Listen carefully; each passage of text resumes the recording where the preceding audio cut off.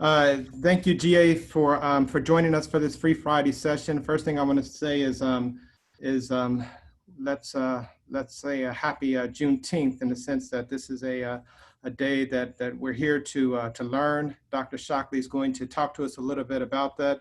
For those of the 1,370 some individuals that are part of the audience and keep joining, keep climbing, we thank you all for joining us. I'm going to do a quick introduction of Kmt Shockley, Dr. Kmt Shockley, but I want to let you all know who I am.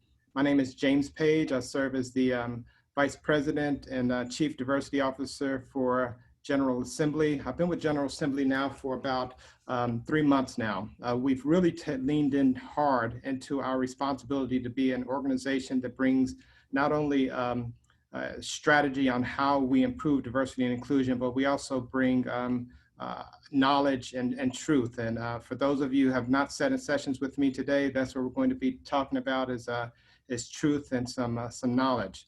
I also want to set the stage that that I'm not a huge fan of saying we're going to create safe spaces, because sometimes we're going to hear things that are going to shake us a little bit. What I will say is that we're going to create courageous spaces and bold spaces. These are spaces where we are best to learn, and we're opening our minds up. So real quick about Dr. Kmt Shockley. Dr. Shockley is a professor at the Howard University in Washington, D.C. He is in the School of Education, co-author of, co-executive director of the Ka Institute, which is an organization that does consulting, and it creates documentary films and creates educational content. Dr. Shockley is the author of numerous books and publications. His most recent book is called Campus Uprisings, which very much parallels kind of the situation we're going through today. Dr. Shockley's present research includes funding of the Moran in villages. The Moran groups are a group of Africans who escaped enslavement and won victories over their captors. From that study, he co-authored and co-published a film which is called For Humanity, Culture, Community, and Moranage. You have to get Maroonage. Thank you very much, Dr. Shockley. Yeah. Which has been featured in multiple national and international film festivals. In addition to the scholarly and consulting pursuits, he also is was a college football player, a high school football player. He was a college student leader. He is a community advocate. He also has pursuits in helping helping youth. From a personal note, Dr. Shockley and I have known each other, I guess we're probably pushing 40 years or over 40 years. Yeah. In addition to that, you may look at someone like Dr. Shockley, and we're talking about biases for a second, if you don't mind me saying this, Dr. Shockley. You look at him and you see a deep, dark chocolate black man who stands about 6'5", and unless you're slimming it up, pushing the scale at about 300 some, but it's probably, he'll take that, but it's probably the most accomplished pianist that you'll ever meet. So with that, I'm going to turn this over to my good friend, my brother, and say, remember, Dr. Shockley, they're not ready for 100% of you. We're aiming at 55 to 75% of you. Oh, 75, okay, I'll taper that down to 75. I'm at 75 now, and so I've put together something that I think will be useful for all of us. Thank you so much to you, James, for that introduction. And thank you so much for joining in today for this conversation that's going to be focused on Juneteenth, but really kind of focused on Black history and culture, which I think is the big theme here. What is it that's happening in our society today? Why is there a focus on Juneteenth this year? Why are there so many protests? But more importantly, who are these people? Because I think that many of us attended institutions for college, for high school, and as a former teacher and as a professor, having taught at 3 different universities, I can attest that very little information is really out there about who we are. So I'm going to also do a little information on our theme today. I know that many of you are probably wondering, what do you mean when you say the illusion of Juneteenth. So I'm going to start, first let me just say thank you to General Assembly and to James Page for the invitation. I hope that everybody will really gain a lot from this presentation today. And I think that if you do, if in paying attention to the presentation today, you gain quite a bit. You'll be light years ahead of many people as it pertains to the knowledge that should come along with a notion that Black Lives Matter. As James said, I am a 6'4", 300+ pound former college offensive lineman. And I also, when I was in college, was a offensive tackle, and I also was a piano major. So my major in college, at first I switched, was piano performance. And for Dr. those of you Shockley, who are, yes. For some reason, you're getting a little bit of crackle in your audio that I'm getting messages about. I'm not too sure why that's happening, but you may want to try to move back or forth or something. Sure. I don't know. Do you still hear it now? We do not. I think that's better. Hopefully it fixes, because everything here seems to be okay. But I was a piano major. Now, I raised that because I wonder sometimes when we look at people, do we think we can figure things out about them quickly? Is it clear that when you look at me that I can play Rachmaninoff and play Beethoven? It might be more clear if you saw me in person that that I played offensive line. Would it be clear to you that I have 4 college degrees? Do you think the police would guess that if they saw me? Would it be clear that I like watching the Golden Girls on television? You know. So in other words, we can't just guess about people. We have to get to know who people are. And one of my concerns about Juneteenth is that we're ready for the celebration, but do we know who the people are? So I'm going to talk a bit about what Juneteenth is up front and at the end, but I'm going to introduce you to who the people are. Who are the people? So as we get started, I want to talk about a couple things, the importance of lens first. And I hope you can see my screen. If they cannot see my screen, please let me know, because I have started with the PowerPoint. We can't see your screen. Thank you. Great. Lens refers to the set of beliefs, understandings, and life experiences that give a person and or a group their particular and unique perspective about the world. As you listen today, I want you to ask yourself the following questions. What is the lens of the presenter? Ask yourself, what is your own personal lens? And since all things come from a lens, based on our definition up above, what is the truth about everything? How can you have a lens? I have a lens, but then there's truth. So that's required information, because what we're going to need to do in order for us to get anywhere today is to properly place the subject. So in a sentence, of course, you have a subject and you can have an object in a sentence. Unfortunately, what oftentimes happens with Black history, when we're talking about Black history and culture, the topic will be Black history or culture, but the subject, the proper placement of the subject will be something else. In other words, what we want to do today for our conversation is to think about, well, what would it mean for an African-American person to talk about what is happening in society today from a perspective that comes from the Black experience, okay? That's very different than having a conversation from a perspective that comes from any other experience, okay? So we can talk about things. I could talk about the Chinese history and culture from my perspective would be different than the Chinese talking about Chinese history and culture. So you'll have to ask yourself, what is the lens of the presenter? I'm coming from a Black-centered lens, focused and centered on the Black experience. Ask yourself, what is your lens? And since all things come from a lens, what is the truth about everything? Okay?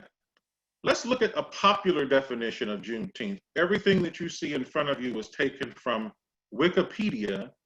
And so these are things that are on Wikipedia right there on the internet, except I think maybe the last sentence. I'm going to read a couple of the slides today, but we won't be reading many slides today, probably just 2 or 3. The popular definition of Juneteenth is that it is an unofficial American holiday, also called Freedom Day, Jubilee Day, and Liberation Day, celebrated annually on the 19th of June in the United States to commemorate Union Army General Gordon Granger's reading of federal orders in the city of Galveston, Texas on June 19, 1865, proclaiming that all enslaved persons in the United States state of Texas were now free. Watermelon and red soda water are the oldest traditional foods on Juneteenth, commemorating the blood that Black people spilled during enslavement. Some authors note that there has always been soul food served, fried chicken, barbecue, greens, and black-eyed peas. Some groups read the Emancipation Proclamation aloud at the celebration. That last sentence is true, but it wasn't on Wikipedia. Now let's contextualize so that we can begin to really understand the relationship between Black people, their history, their culture, and this special day called Juneteenth. And then we're going to look at a definition again later. I'll start at the very beginning. The Olduvai Gorge region in Tanzania, which is in Africa. And the reason I'm starting there is because, again, that's the beginning. Humanity is said to have started in this place. And these bones were found there.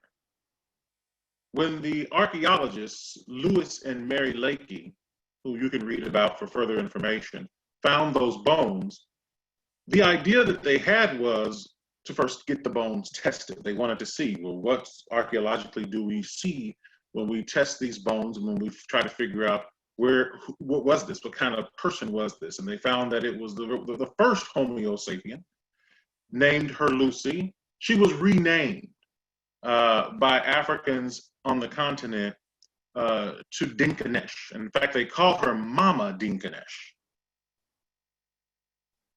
The oldest bones found in the world.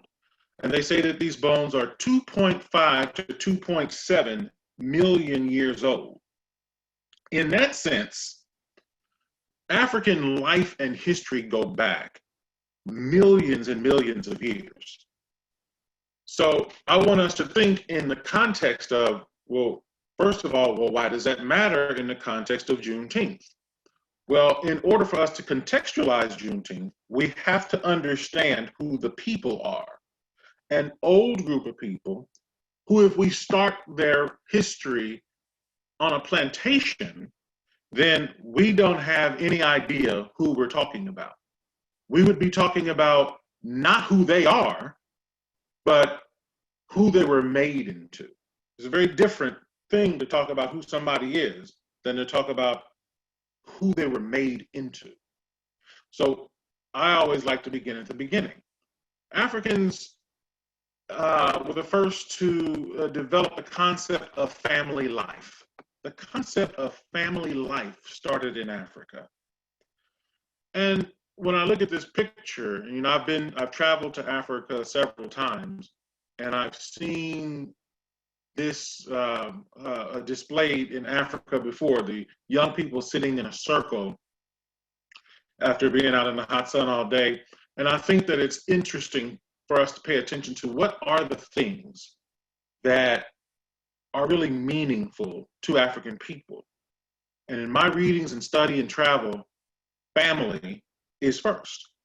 That's the first concept among African people. And that would have been initiated by this woman, who they called Lucy, who is also called Mama Dinkanesh. So we're talking millions of years of history. The concept of family started in Africa. Musical instruments were first created in Africa.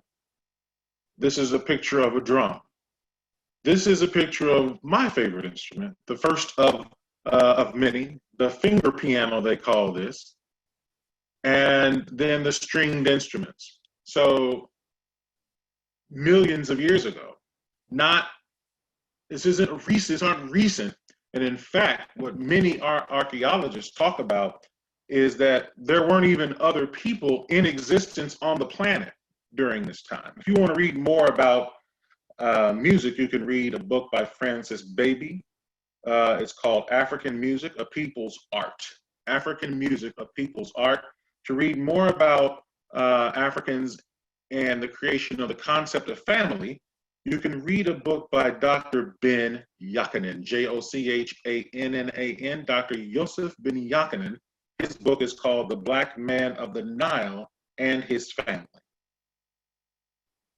Africans were the first to come up with surgical instruments and to do surgery.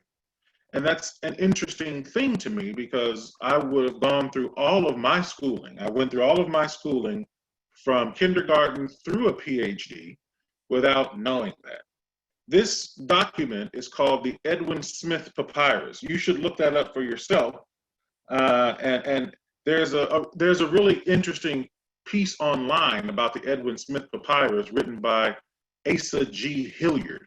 And Asa Hilliard talks about the fact that these weren't just documents. These were things that they actually did. They were doing surgery. I'm not sure if when you all were in school, if you saw any of that, but to understand who people are becomes really, really critical. Because when I first learned about this, I compared that to what I had been taught when I was a student in school about Africans. And what I was taught about Africans is that they were poor. And back then, that was pretty much it. Now, it's a little bit more sophisticated, but still very little information is there about the actual accomplishments of African people, putting into context why someone would want to celebrate Juneteenth, which we'll get to. The very first king known to man and woman was Narmer. No kings on record before Narmer, and they call the period of time when Narmer would have existed Dynasty Zero. Anthony Browder does a really good job of talking about this in his book. If you'd like to read what Anthony Browder has to say about Narmer, you can pick up his book called Nile Valley Contributions to Civilization. Narmer is known for uniting the land of the upper and lower Egypt. He's one of the premier figures in ancient African history. The man on the right on your screen, his name is Imhotep. Imhotep is known as the world's first multi-genius. I think we're gonna have a party about Juneteenth. We need to understand whose birthday it is and not come to the party with a lack of knowledge, but go to the party informed. Imhotep is world's first multi-genius. They say that he created the study of mathematics and the study of science. On the left is the step pyramid. That's the oldest pyramid known to man and woman. And if you take a look at that the architect of that pyramid is the man on the right. It's Imhotep. So one of the reasons why people point out pyramids and why anyone cares about pyramids is because they were created with a mathematical genius that's second to none. They still stand to this day. That one stands. I've been there, as well as the Great Pyramid that we're all familiar with. And they were designed with such precision that there's no cement and things of that nature. They stand just based on the precision and the laying of bricks. There have been people throughout history to try to take credit away from Africans because of this, but those are more recent notions that, well, they couldn't have done that because the way that we often are taught to think about African people. But back then, there was no idea of that. For example, Aristotle even said in some of his writings that the Egyptians were Black and that they had come up with such interesting ideas and notions about the world and philosophy that we should take note of it. And in fact, Plato went to school in Africa at the University of Emancipation, which we'll talk about later. And I think that's an interesting thing because it's not talked about. And in fact, in today's time, that would be seen as a controversial thing to even talk about. When at the time, there was no such idea that there's something wrong with Black people. No such idea in the past. This is the University of Emancipation, the world's first university, which stood for many, many years. The world's first university was on the African continent. And I'd like us to take note of the fact that throughout most of the history, and understand that what I'm talking about is really just not even an inkling. I'm not even talking about an inkling of African history. I'm talking about just enough so that I can make my point when we get to the point where we're talking about Juneteenth. Most of this history occurs with small battles between people, but very little war, okay? Very little instances of war. Small battles between people, but very little war. However, there were incursions that where we from people like Alexander the Great, who begins to lead us on the current path of derailing African history. And I call him Alexander of Macedonia instead of the Great. And you can ask yourself, well, from whose lens would he be considered great? Because in African history, the African people wouldn't have considered him great, considering what he did, which was to conquer Africa, the northeast corner of Africa, which used to be called Kemet. So that's an interesting thing to think about. If we're going to celebrate Juneteenth or any celebration that has to do with people of African descent, one of the things we might want to do is to start thinking about perspective and lens. For example, Alexander was not a great figure in African history, but he is called the Great. So that's an example of why we have to think about the language we're using in order for us to build a better and more cohesive society. But that wasn't the end of the African story. In West Africa, we also had one of the great universities to ever be built. The University of Sankore at Timbuktu was, in some ways, people might say, the Harvard University or the Oxford University of its day. Now, I've talked about the University of Sankore at Timbuktu as well as Ipedi to young Black children and shown the pictures. I won't do that for adults, but shown pictures of the founder of Sankore at Timbuktu, Mansa Musa. And Black children are in awe that Black people owned, if you will, universities. And that's exciting as well as sad that that our children go through so much schooling, not understanding and knowing that people of African descent have done such marvelous things.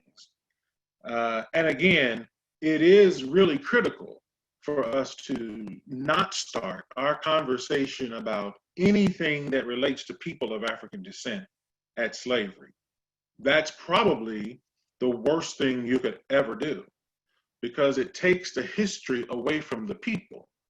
And so knowing about places like the University of Sankore at Timbuktu becomes really important homework for us to do. If you want to read more about that, there is a book by Joshua Hammer called The Badass Libraries of Timbuktu. Really good book that goes into some of the specifics of what was taught at Timbuktu as a science, sort of a science and technology, a great institution of its time. I also want to point out the Dogon people. Before there was any such thing as a modern telescope, the Dogon people of the country in Africa called Mali. Always careful to refer to Africa as a continent and the different countries as countries, because sometimes people call Africa a country. But the Dogon people of Mali were the first to explore space. Some say the second. They say that actually the Kemetic people, who were renamed Egyptos and then renamed Egypt. If you don't know that history, you could read a book by Chancellor Williams called The Destruction of Black Civilization, where he touches on the different names that have been given to the different places. For example, the Native Americans wouldn't have called the United States America. They would have had a different name for it. And there's all kinds of pieces written on what they called it. In that same sense, the Africans didn't call the northeast corner of Africa Egypt. They called it Kemet. They called it Ta-Meri. It is now called Egypt, and they no longer have power there. But read on the Dogon people. There's also a guy that you can read on the Dogon people in the Sirius, they call it the Sirius Myth. His name is Charles Finch. Charles Finch does a really good job of explaining the accomplishments of the Dogon people, their space accomplishments, and again, the first people to explore space. The Dogon is an African cultural group, or some people call it tribe. In pre-colonial times, Africans were skilled at mining, teaching their young, and raising successful families. There's a fantastic book that I have my students read at Howard called Kendezi, the book on your right, The Congo Art of Babysitting. This talks about how the Africans systematized raising children. They didn't leave it to chance. They didn't just count on their parents or family members to teach them how. They actually relied on the ancient ancestors and the people who had come before, who had actually created systems. What songs do you sing? When do you teach a child how to cook? What are some of the things that we want them to do, the young people to do, in helping to raise the people who were even younger than them? How do we treat elders? In what ways do we care for one another? So it says the Congo Art of Babysitting, but it's actually much, much deeper. I think that Foucault should have named his book something bigger, maybe the Congo Art of Raising Children, because it goes into much more than just babysitting. So the Africans were built on this concept of a family that I talked about at the very beginning. It's so important that they didn't leave to chance raising children. So I think that's really, really important. Now, I think it's important to understand that there was more derailment. So we had this piece. This is, as you see on the left, that's an image that many of us would be sort of familiar with. If you look at the picture on the left, you see that's a picture of derailment. You got to kind of understand it's not slavery, okay? I would think of this as being on a track and then being knocked off of a track. The reason that's so important is because it teaches us that the Africans had an agenda. They were living lives that meant something, and they had specific things they were trying to accomplish that got derailed, as you can see with the picture on the left. What the picture on the right shows is that the continent was also derailed by being colonized. This being, and you see pictures of the different European countries that colonized virtually every part of the African continent. And that picture demonstrates a derailing of the people who are in Africa, and the one on the left depicts a picture of the derailing of the people who were taken away from Africa. Okay, that I think is a very important thing for us to understand. We're not just talking about slavery as if it's sort of like something that, you know, you should get over. We're talking about the derailment of the track that your people were actually on. Critical thing for us to think about before we start talking about Juneteenth. So these are the people, and I thought this was an important picture because what it shows is that the people were getting off of boats coming from their homes. They were coming from their homes, coming from a place that was familiar to them, getting off the ships and going to the United States, Jamaica, Colombia, Brazil, the West Indies, as we see on the left, just all these different places throughout the Caribbean where they were enslaved, not just in the United States. So this represents a transition, and it represents a new order for the Africans, that they would have to figure out what is the order of the white people who have kidnapped us and taken us to these different places, okay? We have to acknowledge their humanity by realizing that. But let me just review. We started off by talking about the world's oldest people who came from this Tanzanian region in the Olduvai Gorge region. We moved to talking about Mama Dinkanesh. We talked about the world's oldest musical instruments. We talked about the Edwin Smith Papyrus, the oldest medical documents known to man. You can Google most of this. We talked about Narmer, the world's oldest king and his ability to unite the lands. We talked about the Step Pyramid. Incidentally, I'll just make a quick comment. In this pyramid, as well as the Great Pyramid that you might be more familiar with, were built 2,500 years before Pythagoras was born. We talked about the person who engineered the Step Pyramid. That's Imhotep. We talked about the University of Ephesus, the world's oldest university. We talked about the University of Sankore at Timbuktu in Timbuktu. And as a science capital, I called it the Harvard of its day. Many people refer to it as that. People came from all around the world to go to the University of Sankore at Timbuktu. We talked about the Dogon people and their work with space. We talked about African mining, which happened way before there was ever colonialism. We talked about the ways that African people raised their children, and they systematized raising their children. Now that we've talked about all that, let us look at a more contextualized definition of Juneteenth that comes from the experience of the actual people. Now, I want you to listen to this and think about this definition compared to the first one that I gave, which I will also show again after this. I'm going to read again. After establishing the world's first civilizations, advancing humanity through the establishment of the academic disciplines, Imhotep, providing culture for humanity through the establishment of music and art in pre-dynastic times, establishing the world's first major universities, Ephesus and Sankore, and other contributions that established humanity, Africans were derailed through a European project that enslaved Africans in the diaspora and colonized the entire African continent. Some of the Africans were brought to the United States.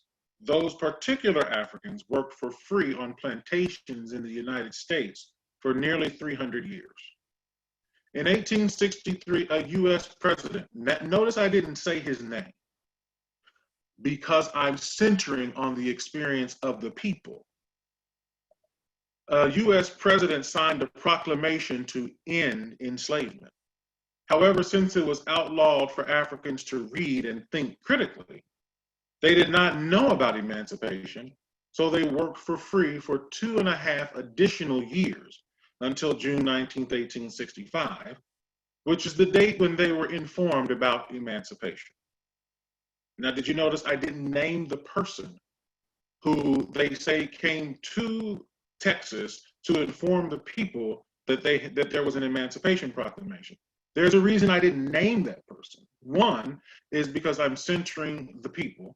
Two is because what many people don't know is that before that person went into Texas to inform, there were a number of Black soldiers, et cetera, who had gone down into Texas to tell all people all over Texas that this had happened, that there was an Emancipation Proclamation. But those people's names are not known in history. In modern times, some African descendants celebrate June 19th, while other African descendants do not celebrate it because they do not feel as though Black people are free psychologically. Those descendants often refer to emancipation as an illusion. So it becomes important for us to understand Black perspectives on Juneteenth and how a person could understand. If you don't know history, if you believe your history started in enslavement, then you would think of Juneteenth only as a great celebration. But if you know the history that we just went through, 6,000 years of history, if you know that history, then you would be able to contextualize Juneteenth. Now let's look back again at the old definition of Juneteenth. Having had all that, this is what many people today believe is happening. An unofficial American holiday also called Freedom Day, Jubilee Day, and Cell Liberation. Think about what we know.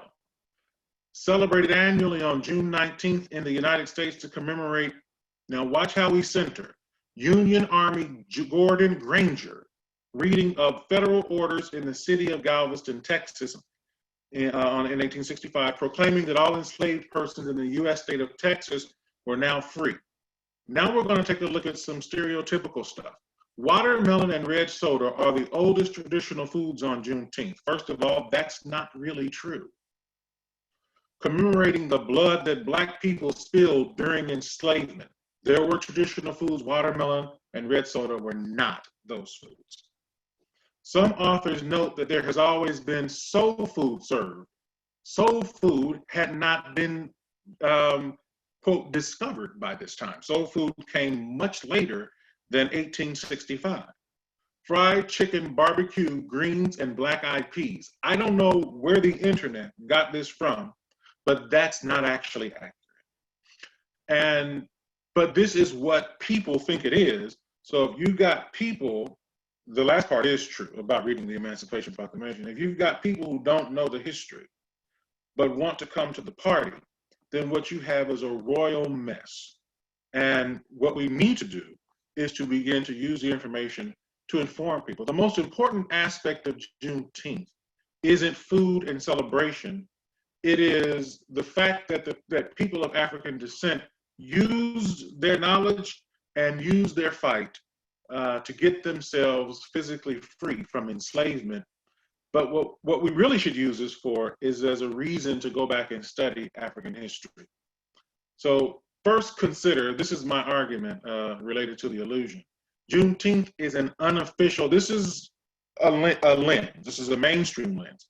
Juneteenth is an unofficial holiday commemorating the day when African descendants in the US learned of the Emancipation Proclamation, okay? Consider the lens on this one. When the context of history and legacy of African people, within the context of the history and legacy of African people, Juneteenth is a moment that occurred during the Ma'afa. Ma'afa is a Swahili word that means period of Black destruction, which marked a time when people of African descent in the United States were emancipated from physical bondage. So the reason why this interpretation is important is because it centers and connects the total Black experience, connecting Africans to their long legacy. It recognizes that more work must be done in order for the Ma'afa to end. It distinguishes physical bondage from psychological and other bondage. And it respects the fact that Africans in the United States are one group of Africans who were enslaved in the Americas, but there are other groups of Africans who were enslaved as well, such as in Brazil, Jamaica, the West, you name it, all throughout the Americas. So I think that the Juneteenth celebration should not be for us about just the day, June 19th, and having a good time in celebration of Emancipation Proclamation, but it should be an opportunity for us to correct the historical record and also to inform ourselves deeply so that we can participate in things in an informed way. And I want to just kind of, I'm coming to my close, ask you, what did you notice about the difference between the two definitions? Which definition resonates with you, and it should say, and why? The contextualized definition or the popular definition? I think these are the kinds of questions we want to ask as we celebrate Juneteenth and also begin to pay what it looks like is going to be a little bit more attention to issues related to Black history and culture. We want you to help support our effort to contextualize Black history, Juneteenth, and promote equity. If you look at I'm going to put that link up that is, we're contextualizing Maroonage. Maroonage is the Maroons, and we talked about that in my introduction. The Maroons are groups of African people who were able to escape slavery in the United States and other places by beating the enslaver and then establishing villages that were hidden away. My business partner and I created a YouTube video. I'm sorry, not a YouTube video, a documentary that you can watch on YouTube that contextualizes the Pelenqueros of Colombia. That's a group of Maroons. We want to raise funds, about $300,000, to create films that contextualize Black history.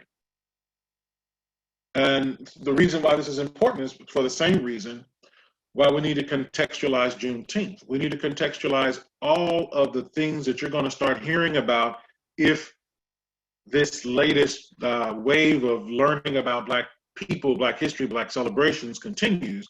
The thing to keep in mind is that many people are doing stuff, but they don't have the knowledge to sort of buoy what it is that they're saying.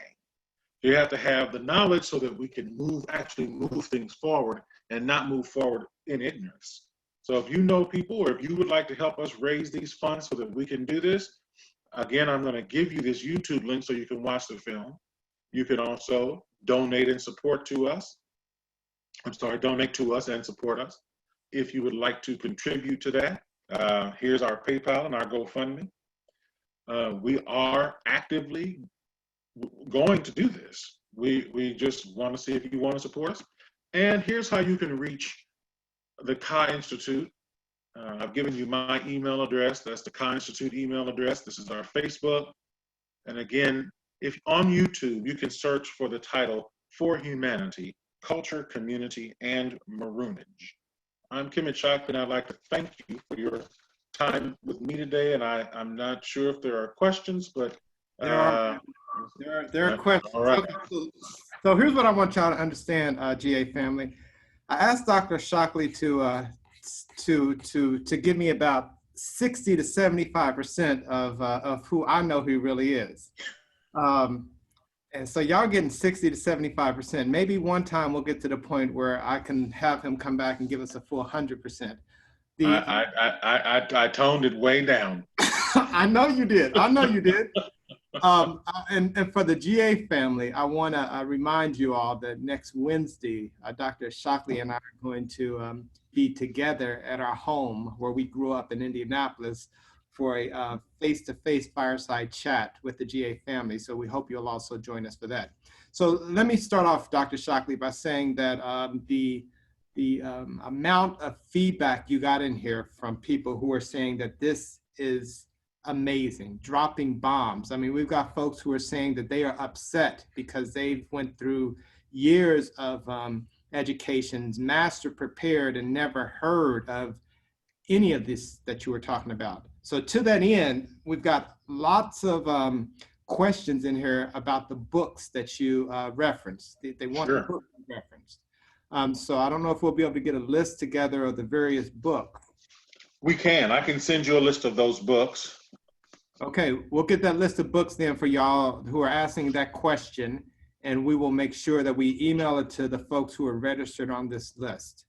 The other question you're getting, Dr. Shockley, is people want these links, especially the links to the videos and things of that nature. I don't know if you can exit out we share a list of the books with the recording.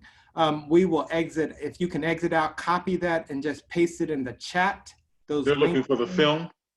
to the film, just all those different links. Just grab all that text and throw it in the chat. Sure. It's going to take me a few minutes, but I'll do it now. Just email me the link, brother. I'll do it for you if it's going to take you several minutes to Trying to get in here and get it. Okay. Okay. So I think those are the baseline questions. Other than the this was extraordinary. This has been eye-opening. One of the questions, Dr. Shockley, that someone asked was Ethiopia ever colonized? You know, that's an interesting question. I haven't studied that closely, but here's what I know. Ethiopia is seen as being the only country on the continent of Africa that was not colonized, but there are people who will argue about the fact that Ethiopia was, there's an Italian influence in Ethiopia that has come from oppression of the Italian people as they began to interact with the Ethiopians. So again, I haven't studied that, but I know that there are people who want to point out that Ethiopia might not have been fully colonized, but they do have that Italian influence there that has been harmful to them. Thank you. One person, I don't know if it's a male or female, they said they called their 5-year-old son, their 5-year-old, they didn't say son or daughter, and made them sit down and listen to this lecture because it was so powerful. Not a question, but a praise. They want to praise you for this presentation. As a Black person, I thought I was aware of the history that we are not being taught in school, but this was even more eye-opening. Thank you so much for spreading this knowledge. And there's lots of praises like that. Well, that's wonderful. What support does the Black community appreciate from the non-Black community during Juneteenth with what is happening today? Okay. I missed that question. We're gonna figure out where we're gonna, are you gonna raise it up, or are you gonna talk about war? I didn't hear the question. The question is, what kind of support does the Black community appreciate from the non-Black community during Juneteenth with what is happening today? Now, see, y'all are asking him to talk about war, and we're going to raise the limit if we let him fully answer that question. But I'm going to let you go ahead and dive into this a little bit. No, I'm going to have to ask you to repeat it one more time. I'm not sure if I understand what I'm being asked. Go ahead one more time. One more time, brother. What kind of support does the Black community appreciate from non-Black community during Juneteenth with what is happening today? You know, I think that the thing that there's so many different ways that a person. Let me throw one more question in there with that, if you don't mind. We're going to combine these. How should the white community recognize Juneteenth? Do we celebrate or do we pause? We're going to put both of those together and let you go. All right. So I think that what all groups can do, and I'll respond to what whites can do in a second, but what all groups can do is to encourage Black people to be Black. Because unfortunately, because of all the things that have happened, a lot of Black people are ashamed to be Black, and or they go through lots of trouble to try to make themselves less threatening.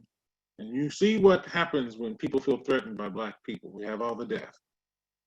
But what we do need is we need for people to encourage Black people to be Black and to be proud of being Black, as opposed to wanting to see themselves as being something else. White people can do that as well. But what I think white people can do, to be honest with you, one of the things that white people can do that no one else can do is to support those Black people who are actually trying to do good work, and not just the Black people you're comfortable with. A lot of times what happens with white people, because they have the power and the resources, certain Black people, the ones who there are some Black people whose whole life goal or whole way of being in life is to make sure that white people are comfortable. And they do that at the expense of educating white people. They say, I want you to be comfortable. So they do things, and it can be hard to navigate that type of space. So what white people can do is to say, maybe I should spend some time being uncomfortable so that I can actually learn the things I need to learn. I think those are things that people can do. Okay, I got one for you right here. Sure. Okay, April, I'm gonna ask this question. We're gonna see what happens. If Dr. Shockley could tell us something at 100%, what would he tell us? That I can't really answer that question, but I would say that there has been a war waged on Black people. And what we're going to have to do as a Black community is acknowledge that it's not just racism and white supremacy, it's actually a war. And what we're going to have to do is to stop thinking that we can do whatever we want to do, and instead do what we need to do so that we can win the war. Now, what we hope is that we have as many people as possible fighting on the side of right. But unfortunately, again, there's lots of Black people who fight against other Black people in that war. Thank you for that, brother. Okay, so let's see what we have in here. There's a questions. African Americans have a loss of culture. How can we raise our Black children in a way that honors our ancestry, even though we have no direct links to it, ties to it? Well, I don't know. All of the Black people who are in the diaspora throughout the United States and Trinidad and South America and all across the Atlantic, all have a connection to Africa. Some argue that all people have a connection to Africa. So the Africans definitely have a connection to Africa. Once you decide that you are going to connect to the African continent as a Black person, you won't have any problems figuring out, learning about, and getting yourself connected to that which is there waiting for you to connect to it. So I had the same question when I was in my early 20s, but by the time I was in my early 30s, I had decided that I wanted to connect. And when I tried to I was dragged right on in and learned a ton of things about who I was, my ancestors, where like all those cultural traditions and things we spoke about today and beyond are things that I learned when I said I wanted to get in there. So now I'm of a perspective and understanding that there is absolutely nothing in the way of that connection. There's nothing in the way except for whatever is in you that is making you not do it yet. And as soon as you decide to do it, you'll see that it's not a difficult journey to go on. It's one of the more natural things you can do. I put my email address out there, and if people are interested in connecting with some of the things we're doing, our organization is the Ka Institute, and I just sent that as well. This is our email address, the Ka Institute at gmail.com. We have a number of things. For example, we travel, we go across the world. We had a trip planned to go do a Black History tour in Colombia this year, but because of COVID, we couldn't do it. We also had a trip to Africa planned that got postponed. So we do all kinds of things. And so what you have to do is connect with people who are doing things that are going to help create that connection back to the continent of Africa, where the culture and history does still live, but is under attack as well. Yeah. Dr. Shockley, I've got several people in here that are asking how they can take a course with you in your classes. Now, people need to be careful what they ask for, because he's an amazing teacher, but he has high standards. You want to answer that question for him, brother? taking a class from me would require that you, And they want to see if they can do it online. If they can take online, it was the person's in New Jersey, and they want to know if there's an opportunity to take classes with you online in any way. well, I mean, I guess what you'd have to do is enroll. Any class that's offered right now is online at Howard University. Um, if you know, you'd have to just register for one of the classes that I teach at the university. The class that I teach that's closest to what we talked about today, I'm going to type that into the conversation. It's called the history of Black education, and I go into all this stuff in greater detail. And we don't have an online program necessarily, but our classes are currently online. But it's called the History of Black Education. The department that I'm in, I'm typing that in there too. It's called Educational Leadership and Policy Studies. I spelled leadership wrong. So I'll send that out and I can take the next question. There are questions about resources. I'm trying to get to that question. Someone asked a question about other reliable resources. Let's see if I can find it. Here's a question while I'm looking for that one. As a white woman, what is the best way for me to commemorate Juneteenth in addition to attending the webinar? I think you kind of answered that, would you say?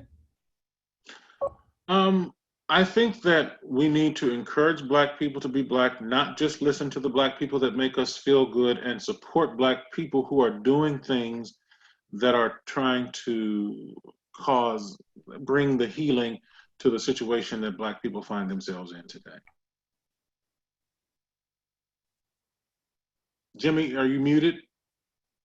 Yeah, here's a question for you. What's your thoughts on Anthony Brauder's Nile Valley Contributions to Civilization book? Is it a book you approve of, and is it reliable? I think that it's a reliable book. I think just like most books, that it's not a perfect book, but it's a great book, and I use it in my classes. So yeah, I do like Nile Valley Contributions because of the truth that's in it. I'm going to put a couple names of two different books that I have done recently. One is that you can take a look at, and it kind of goes into some of the things that you see happening today. It's called Campus Uprisings, and it's published by Teachers College Press at Columbia University. And then there's a book that I think will help us figure out some of these things. It's a brand new book. In fact, you can pre-order it. It's called African-Centered Education, and it's published by Myers Press. And you can find both of these books on Amazon. You can order Campus Uprisings on Amazon. If you want to know more about what's happening right now in terms of all the uprisings, and particularly the uprisings that are on college campuses that are going to start happening. And the book that I just finished it's African-Centered Education, Myers Education Press, and it'll be available. You can pre-order it now, actually, and so you can get it as soon as it's hot off the press. I think that what I've done in my books is try to be reminiscent of a lot of the things that we've talked about today. Jimmy, you're muted again. We're going to start to wrap up, but a question that a lot of folks are asking, Dr. Shockley, is a lot of folks are saying they brought their kids in to listen to you. A lot of them, 12-year-old, 5-year-old kids, they're bringing all their kids in to listen to you because you're giving them knowledge that not only do their parents not know, but they want their children to know this as well. And also there are several questions in here around how do we get this level of knowledge into the school system?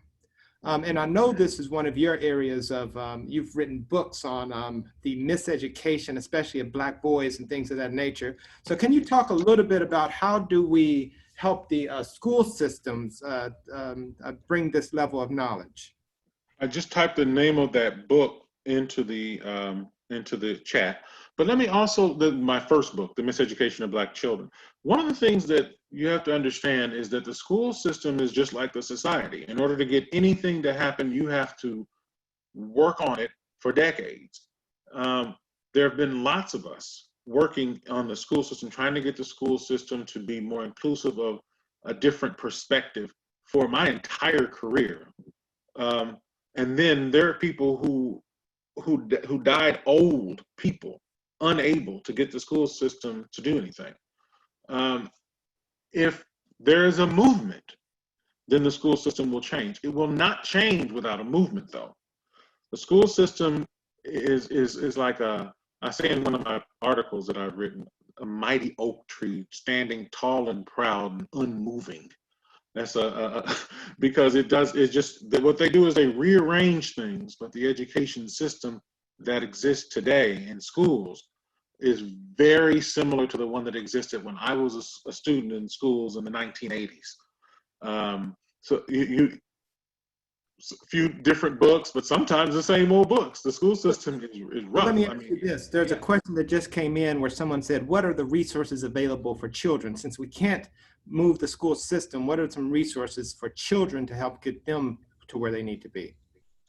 I'm going to type into the chat a name of a book that I wrote with Kofi Laniles. And it talks about, and it's a book that you can also order on Amazon. It talks about some of the things we discussed today, particularly maroonage. There are so many resources. At the Chi Institute, Kofi does a broadcast where he reads to children Black books. And so if you go to our YouTube page, which again is under the Chi Institute, and I just typed that into the chat again, that's a resource for children. The book that I just named is a resource for children. And then what you can do is go to our Facebook page, get on our Facebook, and we put out resources all the time related to resources that we can use for our children. One of the most important things for parents to do, though, is to educate themselves. And those other books that I named and getting in touch, watching our film, those things set a person on a path to self-education and re-education. Then, so we do have support and we have resources at the Chi Institute, but you just have to connect with us. And when you connect with us, we have the stuff that you need. So, brother, you have over 200 questions left in here. So I think I can handle it. Just kidding. We're gonna go ahead and wrap this. But I want to say to the 1,000+ people that are still on the line, even though we're over, and the over 1,700 people that stayed for the entire presentation you gave, I want to say thank you all for doing this. And I also I'm going to put something out there, brother. We received a lot of pushback from folks about the initial title of your presentation, The Illusion of Juneteenth. I heard. Yeah, you know. Uh-huh. Someone asked, so what do you think of the illusion and how do you feel? Does that capture the challenge that we're in right now, that even the title saying the illusion of Juneteenth presents a problem? And I'm gonna say we're gonna close out on this one, but I want to go ahead and let you turn it up for him. Mm-hmm. Well, this is the old saying that if you start Black people's history at slavery, everything looks like progress. So what we have to do is to understand that our history doesn't start there. It starts in the Olduvai Gorge. So if we get the information, the knowledge that we need, and we start to actually study and do the homework that we're supposed to do, we've offered that you connect with the Chi Institute. We're one of the think tanks that's out there that you can connect with where you can get information and knowledge. But our idea really is to just do your work. Do your work. And I think it's Jan Van Zandt who says that, now I understand. You have to do your work. Nothing happens if you don't do your work. And it's not good enough to just march. I'm not upset at marchers. I think marchers did a great job. I'm not upset at people who want to celebrate Juneteenth. Not at all. But what we have to do is do our work. And we can help you in the process of doing your work. we do things, we're so active in things that the Chi Institute does, but also in the work that I do at Howard University. We don't sit around, we do work. So connect with us, and don't be shy about sending emails. Don't be shy about asking us for resources. Just let us know what you need, and we're on top of it. We're waiting for you. So yeah. So I want to thank you. Like I said, this brother and I go back to elementary school together, he's one of my closest brothers, friends. We share families, we share grief, and we share joy. And I've never shared him with a professional network that I've been a part of, because I think this is a part of who I am and how I've become the man I am. So I want to thank you all for being a part of this. I want to thank General Assembly for leaning into what could have been a very uncomfortable conversation for some organizations.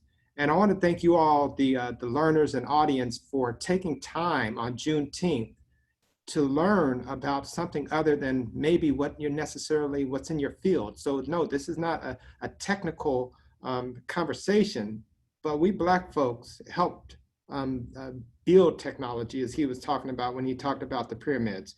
So we want to make sure that that we, from a GA perspective, we thank you all. What we do at GA is we drop knowledge. Sometimes it's technical and sometimes it's life-changing.